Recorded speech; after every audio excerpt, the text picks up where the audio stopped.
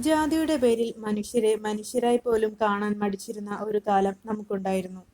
ഇത്തരം അസമത്വങ്ങളെയും അനാചാരങ്ങളെയും ഇല്ലാതാക്കാൻ പരിശ്രമിച്ച സന്യാസി ശ്രേഷ്ഠനായിരുന്നു ശ്രീനാരായണ ഗുരു.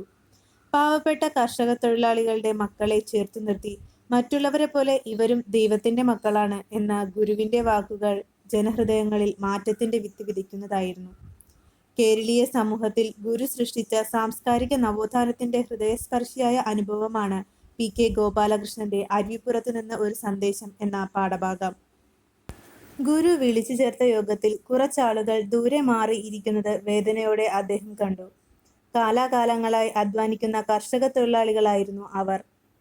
ഇവരെ വേർതിരിച്ചിരുത്തണമോ എന്ന് ഗുരു ജനക്കൂട്ടത്തോട് ചോദിച്ചു. അരുവിപ്പുറത്തെ സമ്മേളനത്തിലാണ് ഗുരു ഇപ്രകാരം ചോദിച്ചത്.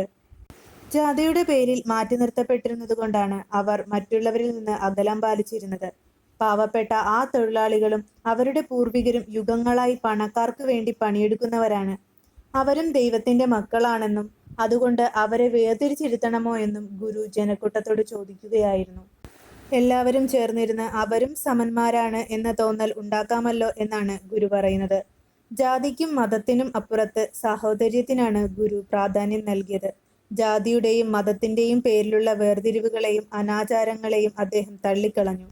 മനുഷ്യവംശം ഒന്നാണെന്ന സന്ദേശമാണ് ഇതിലൂടെ ഗുരു നൽകുന്നത്. ജാതിഭേദവും മതദ്വേഷവുമില്ലാതെ മനുഷ്യർ സാഹോദര്യത്തോടെ ജീവിക്കുന്ന മാതൃകാ സ്ഥാനമായിട്ടാണ് അദ്ദേഹം നാടിനെ സങ്കല്പിച്ചത്.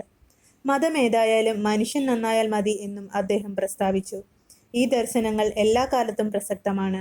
ജാതികൾ തമ്മിലും മതങ്ങൾ തമ്മിലുമുള്ള മത്സരം ഒഴിവാക്കാനാണ് ശ്രീനാരായണ ഗുരു ശ്രമിച്ചത്. അനാചാരങ്ങൾക്കും അന്ധവിശ്വാസങ്ങൾക്കുമെതിരെ അദ്ദേഹം ശബ്ദിച്ചു. യുഗങ്ങളായി അകറ്റി നിർത്തപ്പെട്ട മനുഷ്യരെ ഗുരു ചേർത്തു നിർത്തി. അവരും ദൈവത്തിന്റെ മക്കളാണെന്ന് അദ്ദേഹം തറപ്പിച്ചു പറഞ്ഞു.